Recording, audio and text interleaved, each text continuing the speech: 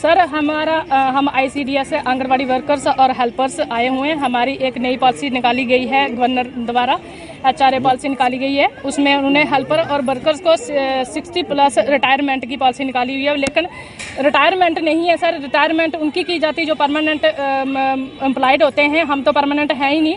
और उन्होंने जिन वर्करों और हेल्परों ने 40-40, 50-50 साल इस डिपार्टमेंट को दे दिए हैं सर, उन्होंने ऐसे ही निकाल दिया। कोई पैसा नहीं, कोई ग्रेजुएटी नहीं, कोई पेंशन नहीं, कुछ नहीं। और इसलिए हम इस फैसले से नाराज़ हैं, इसलिए हम ये प्रोटेस्ट कर रहे हैं सर। मेरा नाम नीलम शर्मा है। मैं आंगनबाड़ी वर्कर और हेल्पर यूनियन उधमपुर डिस्ट्रिक्ट से हूँ।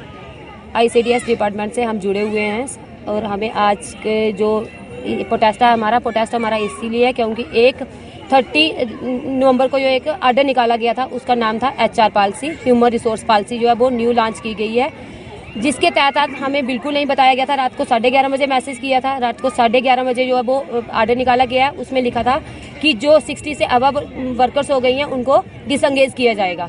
वो तो कह रहे हैं कि रिटायर है, लेकिन हमारे अकॉर्डिंग वो जो है वो रिटायर नहीं है।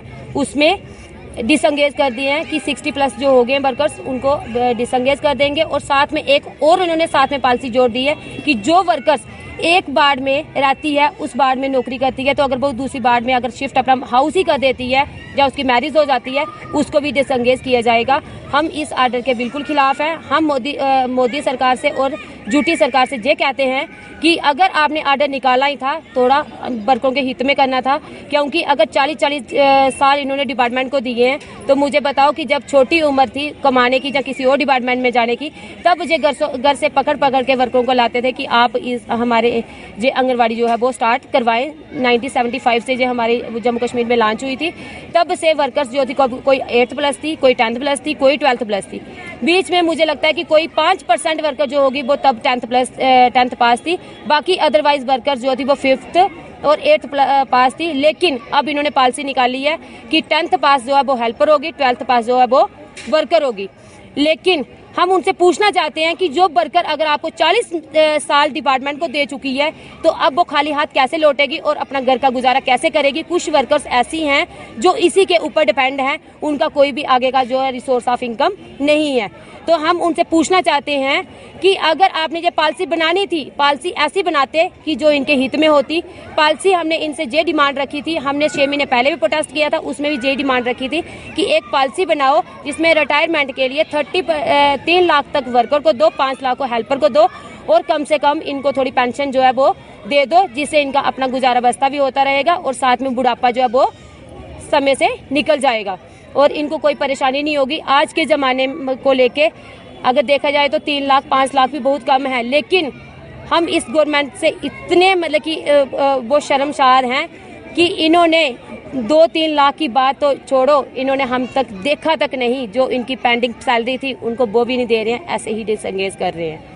बिल्कुल सही नहीं किया गवर्नमेंट ने। एक तरफ तो ये कहते हैं कि बेटी बचाओ बेटी पढ़ाओ, और दूसरी तरफ सारी बेटियों को इन्होंने रोड पे लाके रखा है। सर ये कौन सी इंसाफी है और ये कौन सा जस्टिस है हम वुमेन के साथ हो रहा है। हम इसके बिल्कुल अगेंस्ट है। हम यही मांग करते हैं कि जो भी हमारी माताओं को, बहनों को इन्होंने जो 60 साल की होंगी उनको रिटायर किया, रिटायर नहीं, उनको एक हिसाब से धक्का देके निकाला है इस गवर्नमेंट ने।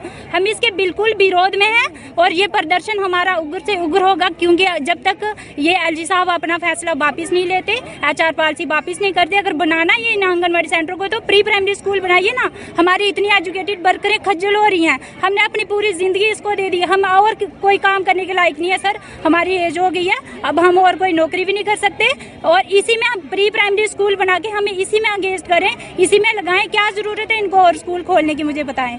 हम यही मांग करते हैं कि जो ये पॉलिसी इन्होंने लागू की है इसको वापस लें, और नहीं ली तो उग्र से उग्र प्रदर्शन हम करेंगे, हम सड़कों पे आएंगे। यही हमारी मांग है। और एक और बात सर, जो इन्होंने बात की है कि एक बार से अगर दूसरे वार्ड में किसी की शादी हो जाती है उसको डिसंगेज क्यों। एक तरफ ये कहते हैं कि अगर उस वार्ड में पढ़ी लिखी वर्कर नहीं मिलती है तो दूसरी वार्ड से लगाएंगे। अगर वो लड़की दूसरे वार्ड में शादी करती है उसको क्यों निकालना, उसने क्या जुल्म किया है। क्या वो शादी नहीं करेगी, अनमैरिड रहेगी? अगर उसने शादी की तो उसको निकाल देना है। ये कौन से लड़कियों की और बेटियों के हित की बात कही है इन्होंने। सर हम यही मांग करते हैं कि इस पॉलिसी को जल्द से जल्द वापस लें और हमारे हित में फैसला दें।